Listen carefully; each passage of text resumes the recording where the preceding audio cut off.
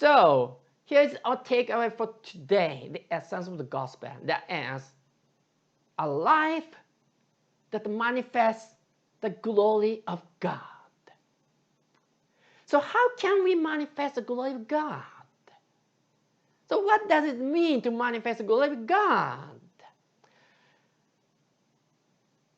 On Christmas night, the stars shined brightly, and the great company of the angels appeared, and praising the Lord in a loud voice.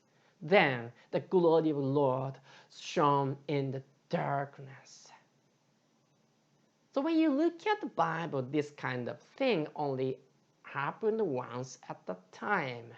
Perhaps I have missed something and you can tell me, but you can't count thousand these kind of cases. Perhaps I think this is only the one case like this. Maybe there are some similar kind of stuff that happen, but it's not very often. All right, I'm not saying that this won't happen again, but I don't think it will happen so often. So then, how are we to manifest the glory of God? Jesus says he revealed the glory of God the Father on earth by accomplishing the works that the Father had given him to do. God gave us, you and me, a mission to do here on earth. By living up to that mission, by accomplishing our calls, we will manifest the glory of God. But please don't misunderstand me. It's not about accomplishing some great feat. The glory of God will be revealed naturally through you and me as you live out His word in the everyday situation. That's an everyday thing. Jesus manifested God's glory by doing what was entrusted to Him.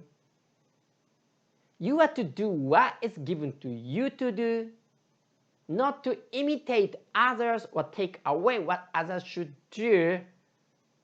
And it is wrong to compare ourselves with others, to envy or belittle others. God's glory will be revealed by the following His word. That's the everyday thing. And there's no need to worry about whether you can do God's will or accomplish it, because God only asks you and me to do what we can do. He knows exactly what you can do and what you can't do. And it is God who gives you the power to accomplish it.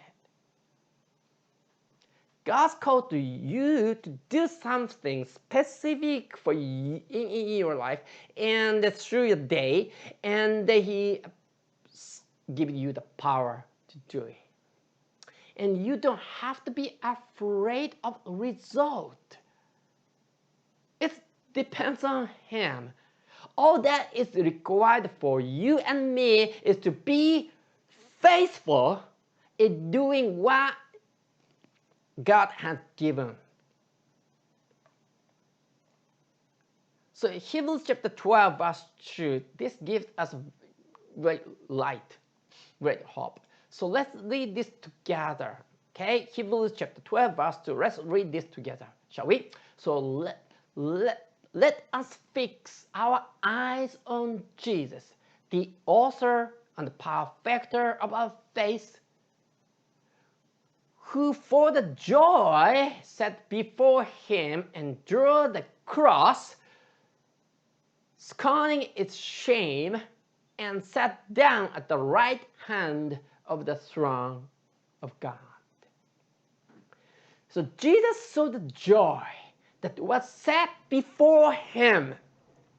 The time of glory had come, and it was with that joy that Jesus went to the cross. What we need to do to fulfill our call is to keep our eyes on Jesus. It is not easy to live and accomplish God's will in the world because that is going against God always. And this is a real battle for us. But if you keep your eyes on Jesus, who walked with the victory and joy on the road to the cross, where God's glory is revealed, and if you know Him and continue to abide in Him, He will complete your call. Only in the midst of the battle can you find victory. And only in the midst of the difficulties can you find real joy. So let's live a life that manifests the glory of God.